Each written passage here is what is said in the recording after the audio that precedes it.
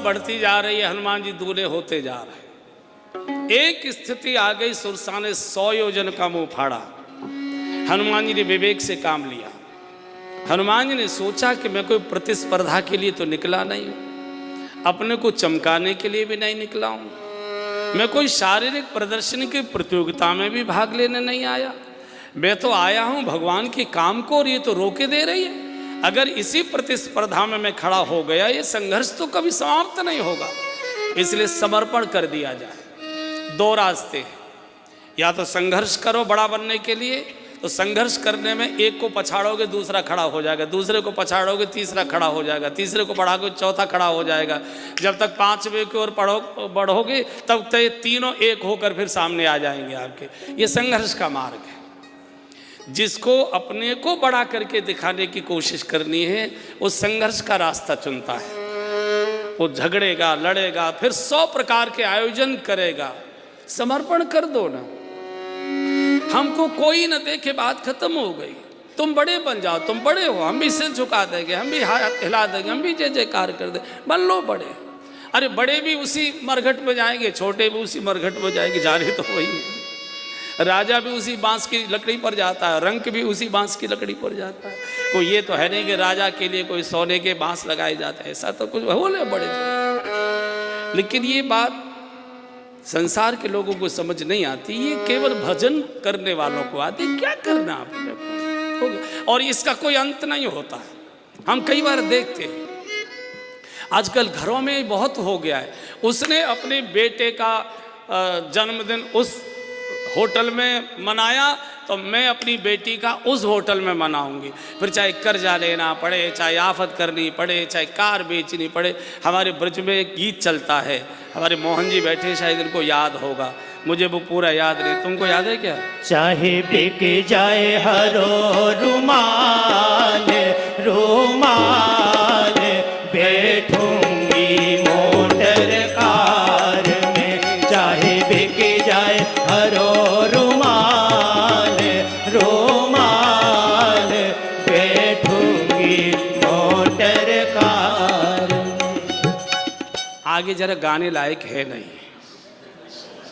आगे का जो है वो गाने हमारे मतलब का इतना ही है। अपने मतलब की भाई कितने प्रकार की सब्जी रखी है, आप अपने रुचि की उठा लीजिए। उसमें कोई ज़रूरी है कि सारे उसकी दुकानें उठा कर ले आना, इतने से काम चला लो।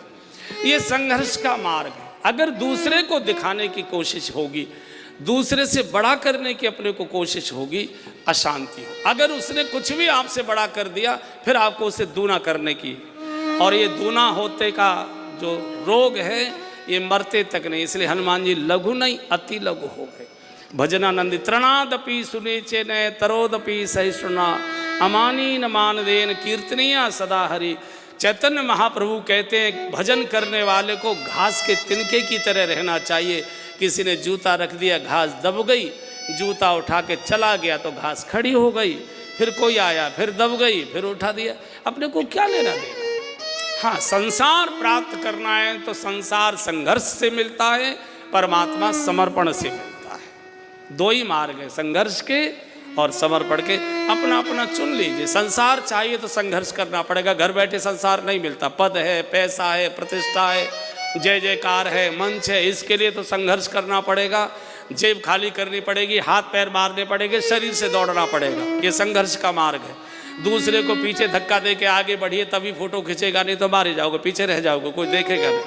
लेकिन परमात्मा चाहिए तो सबसे पीछे हो जाइए। परमात्मा चाहिए फिर सबसे पीछे होना। बिल्कुल शून्य हो गए, अति लघु, शून्य, दिखाई नहीं दे रहा। और कभी भी भजन करने वाले को संघर्ष में बढ़ना नहीं, हाथ जोड़कर दाएं बाएं सिर झुकाकर जैसा भी चलो हो गए, चलो। हमारे गोस्वामी जी आए एक बार यहाँ वृंदावन, तो नाभा जी उस समय वृंदावन निवास करते, जिन्होंने भक्तमाल लिखा है।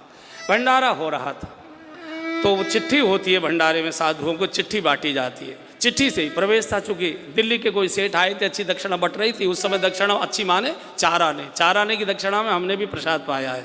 चवन्नी तो हमारे समय तक चली, हमने 4 आने दक्षिणा में भोजन किया है। तो और 1 रुपया एक जगह बट रहा था। एक मैया थी, उस 85-80 साल की थी, तो राह चवैनी बांट रही थी। वो राह चवैनी में वो लड्डू बांटते एक बड़ा सा, और 1 रुपया। तो हमको पता लगा कि 1 रुपया मिल रहा है वहाँ। तो जून का महीना था, हम शास्त्री जी वगैरह सब लोग गए और बहुत देर तक लाइन में लगे रहे। तब एक लड्डू और एक चवैना। तो उस समय तो गोस्वामी जी भी आए हुए, तो उन्होंने कहा भाई प्रसाद कहाँ है, भंडारा हो रहा है संतों का, चलो बैठ जाते हैं। उस जो कोतवाल था वो गेट पर जो खड़ा था, उसने घुसने नहीं दिया। अरे बाबा चिट्ठी का, चिट्ठी तो है नहीं भैया, प्रसाद है इधर खड़ा। तो जहां संत लोग अपनी चप्पल खड़ा उतार गए थे, गोस्वामी जी वही बैठ गए। बोले भैया कोई बात नहीं, जब सबको करा दो तो हमको बाद में हमको भी दे देना। किसी ने पहचान लिया गोस्वामी जी, अरे तो गोस्वामी जी महाराज नाभाजी के पास गए। दौड़कर नाभाजी आए, साष्टांग दंडवत किया, हृदय से लगाया, गले लहरे मोरे। बोले कोई बात नहीं, को चलो अंदर चलते। उन्होंने ये भी नहीं कहा कि तुमने कैसे लोग लगा रखे, अंदर जाने नहीं दिया। यह है साधुता। पैर रख दिया, दब गए, पैर उठा लिया, हृदय से लग गए, क्या जाता। भजन करने वाले को मैं देख लूंगा, इसने ऐसा कैसे कह दिया। जिसको पुरानी बातें याद रहती है उससे भजन हो ही नहीं सकता।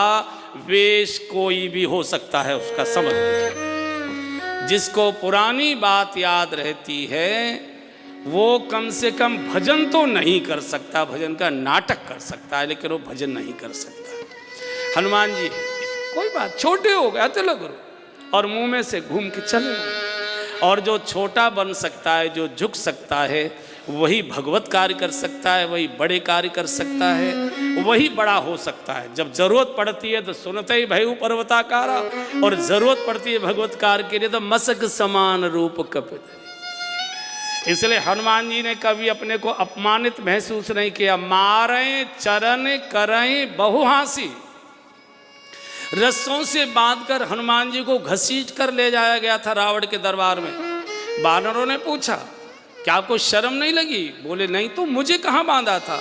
मोई न कछु बांधे कई राजा, मोहि न कछु बांधे कई राजा, मोही न कछु बांधे कई लाजा, मोहि न कछु बांधे कई राजा, कीन चहु निज प्रभु करि काजा, कीन चहु निज प्रभु